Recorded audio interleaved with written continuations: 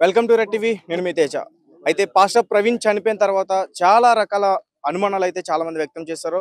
అక్కడ కొంతమంది పాస్టర్స్ అక్కడికి వెళ్ళి మొత్తం అసలు ఎవిడెన్స్ అంతా కూడా మాకు కావాలని చెప్పేసి అక్కడ ఎస్పీ గారిని అడిగినప్పుడు అతను రాసిమ్మని చెప్పేసి అన్నారు. సో నార్మల్గా ఎవరు కూడా ఎవిడెన్స్ అనేది రాసివ్వండి అని చెప్పేసి ఎవరు అడగరు, చాలా గోప్యంగా ఉంచుతారు. అయితే మరి వీళ్ళ కుటుంబ సభ్యులు అసలు కేసు పెట్టడానికి ముందుకు వెళ్తే అసలు ఎందుకు వెనక్కి తగ్గారు? మధ్యలో ఒక రాజకీయ నాయకుడు వచ్చేసి అసలు ఎందుకు ఇది యాక్సిడెంట్ అని చెప్పాడు. సో ఈ రకమైనటువంటి మాటలు వచ్చిన తర్వాత చాలా అనుమానాలు ఇంకా ఎక్కువైనాయి. సో అజయ్ గారితో మాట్లాడదాం. నమస్తే అజయ్ గారు. అసలు చెప్పండి, అసలు మీరు వాళ్ళ కుటుంబ సభ్యులతో మాట్లాడారు అండ్ మరీ ముఖ్యంగా వాళ్ళ పిఏతో కూడా మీరు మాట్లాడారు. సో ఆమె చాలా విషయాలు చెప్పింది. అసలు ఏంటి ఇవన్నీ కూడా ప్రజలకు తెలియాలి. ఇప్పుడు గమనించాల్సిన విషయం ఏంటంటే, కళ్ళ ముందున్న మనిషిని చంపేశారు కాబట్టి కొందరి పేర్లు మేము బయటికి చెప్పలేము. వారిని మేము దయచేసి బయటికి లాక్కండి వారిని. ఆడబిడ్డలు వారి భయాలు వాళ్ళకుంటాయి. ప్రవీణ్ పగడాల గారిది యాక్సిడెంట్ అని నారా లోకేష్ గారు ట్వీట్ చేశారు. మహాసేన రాజేష్ గారు అయితే ఉదయం సాయంత్రం అదే పనిలో ఉన్నారు. ఆయనకి వేరే పనేమీ లేదు అన్నట్లుగా. ఆంధ్ర రాష్ట్ర ప్రభుత్వం కూడా దీన్ని ఒక యాక్సిడెంట్ గా చిత్రీకరించడానికి విశ్వ ప్రయత్నం చేస్తూ ఉంది. అక్కడికి వెళ్ళి చూసిన ప్రతి ఒక్కరికి కూడా దీన్ని యాక్సిడెంట్ అంటారేంటి, ఇది దారుణంగా చంపిన హత్య కదా అని చెప్పి మాట్లాడుతూ ఉన్నారు. ప్రజలందరూ అనుకుంటున్నది, నా మనసులో ఉన్నటువంటి అనుమానం కూడా అదే. ఇది ఖచ్చితంగా ఎవరో బలవంతంగా కావాలని కుట్రపూరితంగా చంపిన సన్నివేశమే తప్ప ఇది యాక్సిడెంట్ కాదు అని. దాని వెనక చాలా రీజన్స్ ఉన్నాయి. ఒకటి, ఎక్కడైతే యాక్సిడెంట్ జరిగింది అంటున్నారో అక్కడి నుంచి ఒక 5 అడుగుల దూరంలోనే మనిషి పడిపోయి ఉన్నాడు. పడిపోయిన మనిషి మీద దుప్పటి కప్పినట్లుగా ఆయన బుల్లెట్నే పడుకోబెట్టారు. రెండవది, ఆయన కళ్ళకు పెట్టుకున్న కళ్ళజోడిని, మూతికుండే మాస్క్ ని చనిపోయిన తర్వాత ఎవరో తీసి చాలా జాగ్రత్తగా పక్కన పెట్టారు. మూడవది, చూసారా దాన్ని? ఉదయం పూట మేము అక్కడే ఉన్నాం. క్లిప్స్ ఏమైనా ఉన్నాయా? బయటకు వచ్చావా? మడత పెట్టి మీరు ఏదైతే చెప్తున్నారో మీకు పంపిస్తాం. రైట్. ఇంకొక విషయం, ప్రవీణ్ పగడాల గారు చనిపోయిన ప్లేస్ లో ఒక పెద్ద కర్ర, చెక్క ముక్క 2 ముక్కలు అయిపోయి రక్తంతో పడిపోయింది. ఆ కర్రని చూసినప్పుడు, మనిషిని చూసినప్పుడు మూతి మీద పెట్టి కొడితేనే ఆ మనిషి పడిపోయాడు అన్న విషయం స్పష్టంగా అర్థమవుతా ఉంది. అక్కడ పెదాలు 2గా పగిలిపోయి ఉన్నాయి. ఇంకొక విషయం ఏంటంటే, ఆ హత్య జరిగిన తర్వాత, అంటే వీళ్ళు ఏ యాక్సిడెంట్ అంటున్నారు, ఆ యాక్సిడెంట్ జరిగిన తర్వాత సుమారు 24 గంటల వరకు ఆ స్థలానికి పంచనామా జరిపించలేదు. అసలు అక్కడ ఉన్నటువంటి సాక్ష్యాధారాలని సేకరించే పని చేయలేదు. ఒక గార్డ్ని రాత్రిపూట నిలబెట్టి చేతులు దులుపుకున్నారు పోలీసు వ్యవస్థ. అక్కడ దాదాపు భారతదేశంలో అనేక రాష్ట్రాల నుంచి క్రైస్తవులు అక్కడికి వచ్చారు. జరిగింది హత్య అని నేను చెప్పడం ఏంటండి బాబు, అన్నం తినే ప్రతి ఒక్కడికి అర్థమవుతా ఉంది. అక్కడ ఇప్పుడు విషయాలు కళ్ళ ముందు కనపడతా ఉంటే తెలుస్తుంది కదా చంపేశారు. తొడ మీద ఆయనకి సైలెన్సర్ కాలింది అని చెప్తా ఉన్నారు. ఇప్పుడు ఏదైనా ఒళ్ళు కాలాలి అంటే షర్ట్ పై నుంచి ఒళ్ళెలా కాలుతుంది, అది షర్ట్ కాలాలి కదా ఫస్ట్. ఆయన ప్యాంట్ లాగే ఉంది, ప్యాంట్ మీద చిన్న గీత లేదు. షర్ట్ లోపల ఆయన తొడ మాత్రం ఒక 6 అంగుళాల మందమో అంగుళం మందమో కాలిపోయినట్టు. ఒక విషయం చెప్పండి, ఇప్పుడు సైలెన్సర్ కాలిందని చెప్తున్నారు కదా, ఫ్యాంట్ తో పాటు కాలిందా? కాలు ఒకటే కాలింది, ప్యాంట్ లోపల కాలు మాత్రమే కాలింది. నేను చెప్పేది కాదు, పోస్ట్ మార్టం చేసిన తర్వాత, పోస్ట్ మార్టానికి ముందు వాళ్ళు డాక్టర్లు కొంతమంది, పోలీసులు కొంతమంది, విట్నెస్లుగా మన వాళ్ళని తీసుకుని వెళ్ళిన వారిని కొంతమంది అందరూ చూసి బాడీని పరిశీలించిన తర్వాత వాళ్ళు చెప్పింది ఓపెన్ స్టేట్మెంట్ ఇచ్చారు. వాళ్ళు భుజం మీద ఒక రాడ్తో కొట్టినటువంటి ఒక గాయం ఉంది అని చెప్పారు. మరొక వైపు భుజం కొట్టుకుపోయింది, ఇంకొక వైపు మోకాలు కొట్టుకుపోయింది. నేను అడిగేది ఏంటంటే, మోకాలు కొట్టుకుపోతే ప్యాంట్ కొట్టుకుపోవాలి కదా. ప్యాంట్ చెరగకుండా మోకాలు కొట్టుకుపోయిన సంఘటన మరి ఆంధ్రాలోనే జరిగిందేమో ప్రపంచంలో మొట్టమొదటిసారి. ఇది ఎంత దారుణమైనటువంటి విషయం. మనిషి చనిపోయి పడిపోయి ఉంటే ఎదల మీద బూట్లతో తన్నినటువంటి అచ్చులు ఉన్నాయి. స్పష్టంగా బూట్ మార్కులు కనబడతాయి. పోలీసులు చెప్తున్నారా షూ మార్క్స్ ఉన్నాయని? పోలీసులకి వాళ్ళు మనకి చెప్పేది ఎక్కడుంది, మనం తీసుకెళ్లి చూపించడమే. ఇదిగో చూడండి సార్ అంటే వాళ్ళు ఏమన్నారు, ఒప్పుకున్నారు. ఎస్పీ గారు మార్క్స్ ఉన్నాయని వాళ్ళు ఒప్పుకున్నారా? ఎస్పీ గారు ఏమన్నారు అంటే, షర్టును జాగ్రత్తగా ఫోరెన్సిక్ ల్యాబ్ కు పంపించాం, ప్యాంట్ పంపించాం, ఒంటి మీద ఉన్నటువంటి రక్త మరకలు, హెల్మెట్ అన్ని పంపాం. ఏమేమి ఉన్నాయో వాళ్ళు చెప్తారండి, నేను చెప్పకూడదని ఆయన అంటుంటే నేనంట చెప్పాను. షూ మార్క్స్ ఉన్నప్పుడు ఎందుకు ఒక నాయకుడు బయటకు వచ్చి ఇది యాక్సిడెంట్ అని చెప్పే ప్రయత్నం చేశాడు? అదే వాళ్ళు మహాసేన రాజేష్ గారు ఈ మాట చెప్పగానే సముద్రం పొంగినట్లుగా అక్కడ క్రైస్తవులందరూ ఎదురు తిరిగారు. మహాసేన రాజేష్ మీదకి వాటర్ బాటిల్ ఇస్తడానికి కూడా ట్రై చేశారు. ఆయన అక్కడి నుంచి వెళ్ళిపోయాడు. క్షమాపణ చెప్పాలి అని పెద్ద ఎత్తున వీడియోలు కూడా చేశారు. ఆయన చేసిన 24 గంటల్లో నారా లోకేష్ గారు ఇది ప్రమాదం అని ట్వీట్ చేశాడు. ప్రాథమిక దర్యాప్తులో ప్రమాదం అని. అంటే ప్రభుత్వ పెద్దలు ఏమైనా దీని వెనుకున్నారా? ఎవరు అసలు ఈ యాక్సిడెంట్ అయితే చేయించింది ఎవరు? హత్య అయితే చంపింది ఎవరు? ఇంకొక విషయం ఏంటంటే ప్రవీణ్ పగడాల గారికి అత్యంత సన్నిహితంగా ఉండే వ్యక్తుల్లో ఒక వ్యక్తి. అతను కూడా క్రైస్తవుడు అనే విషయం మీరు చెప్పాలి ఖచ్చితంగా. మీతో ఎవరు చెప్పారు అతను క్రైస్తవుడని? మరి అత్యంత సన్నిహితంగా మీరు మీరు హిందువు, అవును. మీరు హిందువు, నేను క్రిస్టియన్. నాకున్న ఫ్రెండ్స్ అందరిలో మీరు నాకు బెస్ట్ ఫ్రెండ్.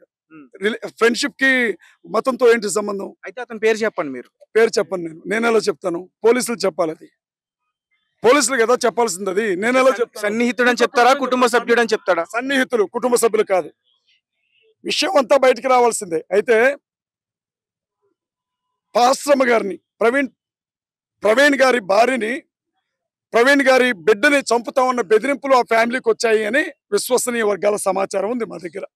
ఆ పాప చదువుకుంటోంది. రెక్కి నిర్వహించారు అని చెప్తున్నారు ఆ పాపను చంపడానికి. ఇది జరగకముందా? అవును. ప్రవీణ్ గారు చనిపోవడానికి ముందు పాప ఇక్కడే ఉంటే చంపే ప్రమాదం ఉంది, అమెరికా తీసుకొని వెళ్ళిపోవాలి అని చెప్పి వీసా ఏర్పాట్లు కూడా చేశారు.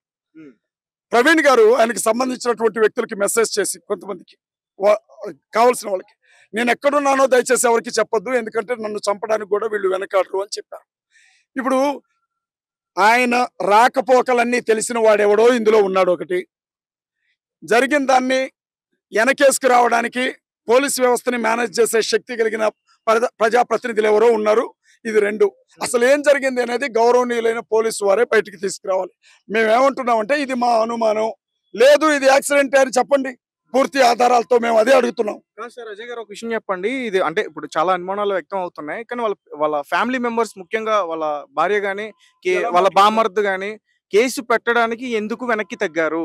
మీరు బలవంతంగా వాళ్ళతో కేసు పెట్టించారంట సస్పిషియస్ గా. ఒక విషయం చెప్తాను వినండి. నేనున్నాను, నన్ను చంపేశారండి. నా పాప, నా బాబు, 5 ఏళ్ల పాప, 1.5 సంవత్సరం బాబు. కొంచెం కామన్ సెన్స్ తో ఆలోచించండి. నీ పిల్లలిద్దరిని కూడా చంపుతామనంటే నా భార్య ఏం చేస్తుంది? చచ్చిపోయిన నా కోసం కేసు పెడుతుందా? పిల్లల్ని కాపాడుకోవడానికి గజగజలాడుకుంటా ఇంట్లో ఉంటుందా? మన ఇంట్లో ఆడబిడ్డలు లేరా? ఆ తల్లి కష్టాన్ని మనం అర్థం చేసుకోలేమా? పోగొట్టుకున్న వాళ్ళతో పాటు బిడ్డల ప్రాణాలను కూడా పోగొట్టుకోవడానికి ఎవరైనా సిద్ధపడతారా? ఏ తల్లి మనసు అయినా ఒప్పుకుంటుందా? ఒకళ్ళు అడిగేదేంటి? సుమోటోగా కేసు తీసుకోవాలి. ఆ తల్లి కేసు పెట్టడం ఏంటి? సుమోటోగా కేసు తీసుకోవాలి. పోలీస్ డిపార్ట్మెంట్ కి తెలియదా? ఎవరు చెప్పలేదండి. మీరు ఎంక్వైరీ చేయండి, సీసీటీవీ ఫుటేజ్లు తీయండి బయటికి. రాత్రి 11:30కి ఆ మనిషి చచ్చిపోయాడంటే 1 గంట టైంలో ఆఫీస్ ఫోన్లకి ఆ సెల్ ఫోన్ నుంచి మెసేజ్ వచ్చాయని చెప్తున్నారు. 1 గంటప్పుడు ఆ ఫోన్ ఎవరి చేతుల్లో ఉంది? ఎవడు మెసేజ్ పంపించింది? ఆయన ఫోన్ నుంచి. రాత్రి 10 గంటలప్పుడు కుటుంబంతో మాట్లాడి నేను బాగానే ఉన్నాను విజయవాడలో అని చెప్పిన మనిషి గంట తిరిగేసరికి సెల్ ఫోన్ ఎలా స్విచ్ ఆఫ్ అయింది? కొవ్వూరుకు సంబంధించి టోల్ ప్లాజా దగ్గరికి రాగానే ఆ బండి హెడ్ లైట్ ని పగలగొట్టింది ఎవరు? కేవలం 2 టోల్ గేట్ కు సంబంధించిన ఆ సీసీటీవీ ఫుటేజ్ వస్తుంది. దాని ముందు కూడా మీరు అడిగే ప్రయత్నం చేస్తున్నారా? చనిపోయినటువంటి ఆ సన్నివేశం జరిగిన స్థలం ఎక్కడుందో దాని ఎదురుగా పెట్రోల్ బంక్ ఉంది, ఒకవైపు రెస్టారెంట్లు ఉన్నాయి. ఆ యాక్సిడెంట్ జరిగిన స్థలం కంటే ముందు పెద్ద ఎత్తున హోటల్స్ ఉన్నాయి, అన్ని సీసీటీవీలు ఉంటాయి. మరి ఎందుకని వీటిలోంచి ఫుటేజ్లు కలెక్ట్ చేయట్లేదు? ఎందుకని? హెల్మెట్ పెట్టుకున్న మనిషి మూతి పగిలి ఎట్లా చచ్చిపోతారండి? నాకు అర్థం కావట్లా. అది ఎట్లా సాధ్యం? అసలు చెవులోంచి రక్తం రాలా, తల పగల్లా. హెల్మెట్ కి దెబ్బ లేదు కానీ తలకి దెబ్బ ఉంది అని చెప్తున్నారు. ఇది ఎక్కడ దారుణం అండి? ఏది మాట్లాడినా మీరు మాట్లాడితే మీ మీద కేసు పెడతామని చెప్పడం పద్ధతి కాదు. మాకు అనుమానాలు ఉన్నాయి. పౌరులంగా, క్రైస్తవులంగా, దైవజనులంగా కొన్ని నెలలుగా ప్రవీణ్ పగడాల గారు చాలా భారంగా ఆంధ్ర ప్రాంతంలో పరిచర్య చేస్తున్నారు. ఆయన రక్షణ టీవీలో డిబేట్లకు వెళ్ళేవారు. ఆయన్ని చంపుతాం, ఓపెన్ గా కళ్ళు బీగుతాం, పెదలు నరుగుతాం అని చెప్పిన వీడియోలు కూడా ఉన్నాయి. ఆయన చనిపోతే ఆయన చనిపోయాడండి. హమారా ప్రసాద్కో, శివశక్తి కరుణాకర్ సుగ్గునాకో, ఇంకొకటికో వీళ్ళకేంటండి? కత్తి మహేష్ చచ్చిపోయాడు, వీడు చచ్చిపోయాడు, ఎవడు బాధపడాల్సిన అవసరం. నెక్స్ట్ అజయ్ బాబాయ్ చచ్చేది ఎట్లా చెప్తారు వీళ్ళు? మీ ఛానల్లోనే కూర్చొని, మీ రెడ్ టీవీ ఛానల్లో కూర్చొని హమారా ప్రసాద్ గారు రేపొద్దున పోస్ట్ మార్టం వచ్చినప్పుడు ఆయన తాగి బండి డ్రైవ్ చేసి చచ్చాడు అని వచ్చింది చూడండి అని చెప్పాడు కదా. పోస్ట్ మార్టం చేయకముందు, పోలీసులు ఇంకా రిపోర్ట్ ఇవ్వకముందు వీడికి ఎలా తెలుసు వీడు చంపాడా? హమారా ప్రసాద్కి ఎట్లా తెలుసు ఈ విషయం అని అడుగుతా ఉన్నాను నేను. కత్తి మహేష్ చచ్చిపోయినట్లు ప్రవీణ్ పగడాలు చచ్చినట్లు నెక్స్ట్ నువ్వే చస్తావు అని అంటున్నాడు. నన్ను చంపుతాడా అమరప్రసాద్? ఉమ్. పోలీసులకి తెలియదా అతను మాట్లాడుతున్నది ఏమన్నా బాత్రూమ్ లో కూర్చొని సెల్ఫీ వీడియోలు తీసుకుంటున్నాడా? ఫేస్బుక్ లో యూట్యూబ్ లో చెప్తున్నాడే రేపు నాకేదన్నా జరిగినా ఇంతేనా, నిన్నే చంపుతాం అని చెప్పిన తర్వాత కూడా నేను బయలుదేరి వచ్చాను. ఆత్మరక్షణ చేసుకోవద్దా మేము? మమ్మల్ని మేము కాపాడుకోవద్దా? పోలీసులు పట్టించుకోనప్పుడు మమ్మల్ని మేము కాపాడుకోవద్దా?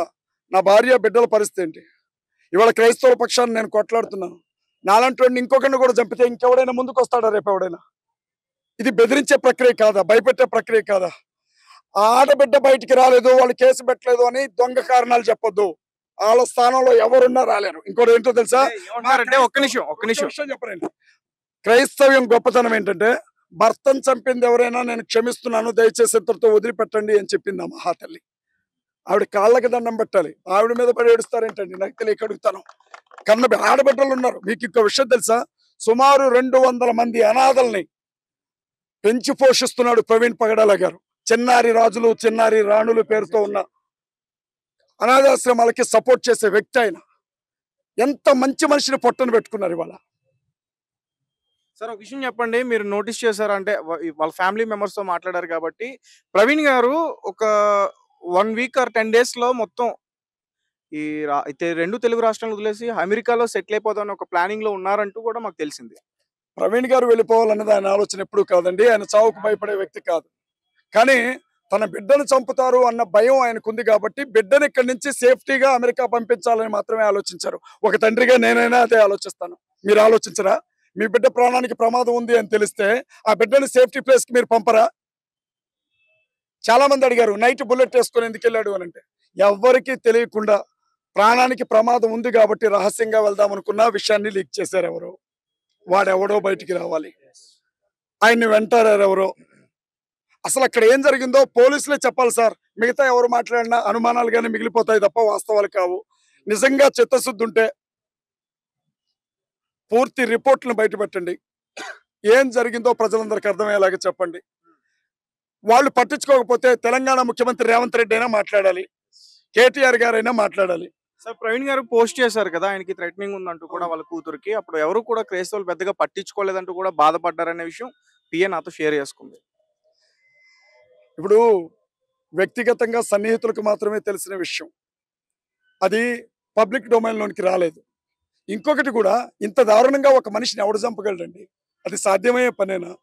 ఎవరో కోపతాపంలో అంటారు ఒక మాట, చంపేస్తా అని. అంటే చంపేస్తారా అని అనుకుంటాం కానీ ఇంత దారుణంగా జరుగుతుందని ఊహిస్తామా? మీరు ఒకసారి గమనించండి.